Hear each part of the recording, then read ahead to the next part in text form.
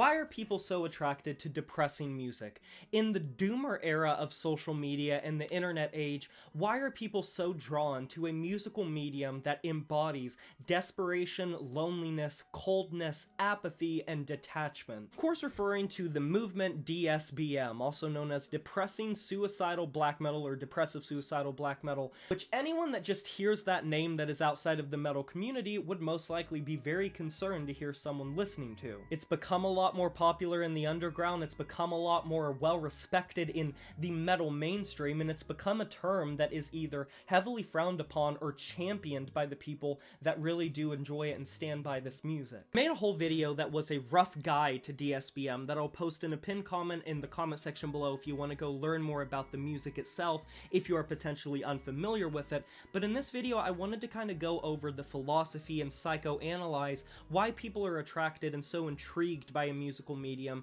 that takes all of these feelings of disassociation and puts them together in such a lullaby sort of way, a lament, if you will. While a lot of people listen to music very casually and just listen to it for the tune of it, for the melody, maybe they're on their way to work and they're listening to the radio, or maybe they're jamming out to something that brings them a lot of nostalgia. There are a lot of people, the vast majority of people I would say, that like to connect to the music that they listen to. The vast majority of people that are heavily attracted to DSBM, I will put this as simply as I possibly can, have either been through some shit, are going through some shit, or are just dealing with a lot of mental issues. And I don't mean that in a judgmental way, quite the contrary. With many genres, it's sometimes hard to know what you're gonna get from one record to the next because people try to innovate and people try to do fancy shit. With death metal, you had melodic death metal and technical death metal. With metalcore, you had so many miniature movements within it. With deathcore, you never know if you're getting meat and bones or if you're getting heavily progressive shit. The list goes on and on and on. With DSBM, it's very hard to find any other parallel genres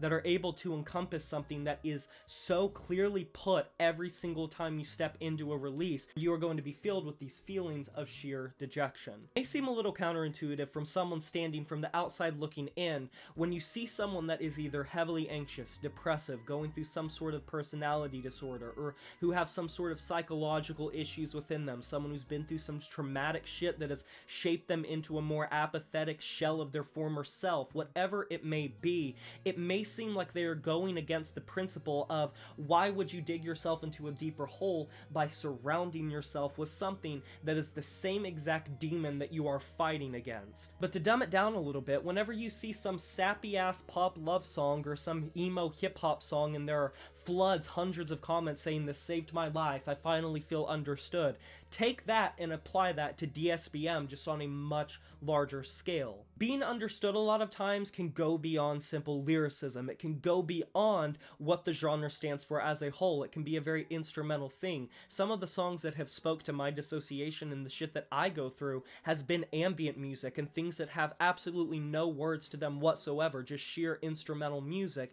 And with DSBM, the coldness of it and how it is brought about can really speak to people who have gone through something. When you have a difficult time quantifying your emotions and the feelings that you have within you that control you, that debilitate you, that break you down to your very core, and that shape you whether you like them or not into the person that you are and dictate your day-to-day life, you cannot properly describe that or ascertain that sometimes to yourself if you are doing some retrospective look at yourself, let alone talk to someone else about it. And when you stumble upon a genre of music that not only through its imagery but through its lyricism, through its song titles, through the way the production is brought about and the instrumentation, it can feel like you are finally being understood, even if it's not like understood in the classical sense of someone sitting across from you understanding you. It's a deeper feeling of resonance that can oftentimes be hard to put into words properly. And like I said, with people being on the outside looking in,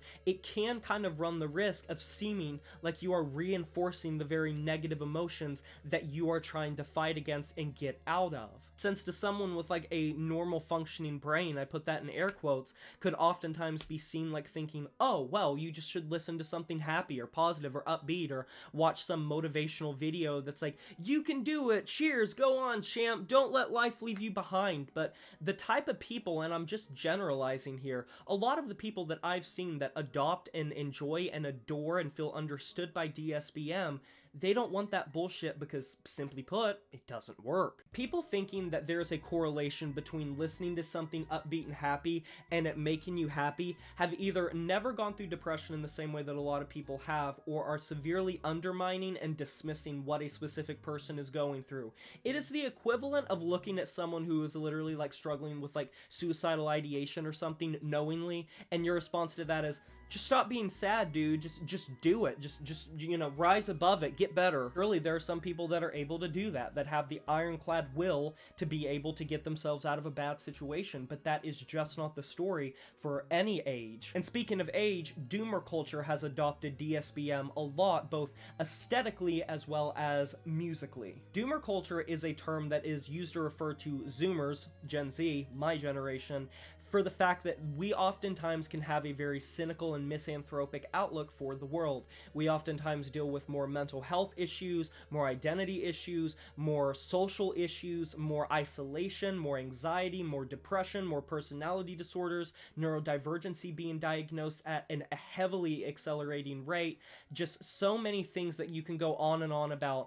And so a lot of times, depressive music or sadder music has started to find its footing more and more in a variety of genres, not just metal, but DSBM is the metal equivalent of what you get from other genres for Zoomers. And so you'll oftentimes see like the Wojaks and Doomer things that are associated with DSBM as a result of that. So not only are there a ton of people of all ages that adopt this music because they feel it speaks to them, it is also blown up in many ways in recent memory because of the generation of Gen Z that has been adopting it themselves as something that speaks to them. People don't listen to sad music to feel more sad or to reinforce their feelings, and most of the time, as fucked as it sounds, it's to forget about it, and it can help cope, and it can be catharsis in some strange way. And if you haven't gone through it, it's very difficult to explain that to someone, but I feel like anyone that's watching this video that has been through some shit and has listened to DSBM for an extended period of time will know exactly what I'm talking about. Now, am I going to sit here and say that if you do not routinely listen to this type of music for months, if not years, it's like your favorite genre, you know everything about it, that it cannot have some sort of psychological effect? I absolutely think it can, and I think that is something that a lot of people are correct about. In small dosages, or if it's not the primary and only thing you listen to, I think it's perfectly fine.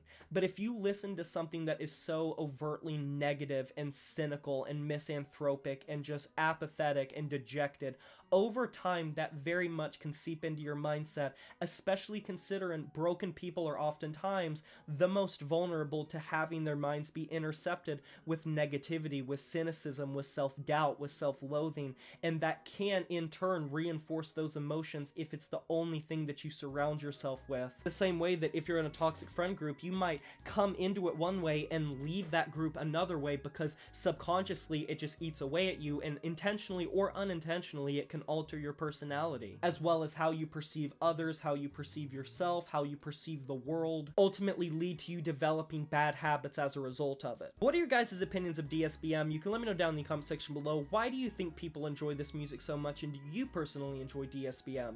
You can let me know down below. I can't wait to hear it, agree or disagree. There is no wrong answer. Be sure to like this video if you enjoyed it, subscribe to join the review family today, and smash that notification bell to be notified of my future uploads. You know who it is, my name is Jay Morris, and I'm signing off saying farewell.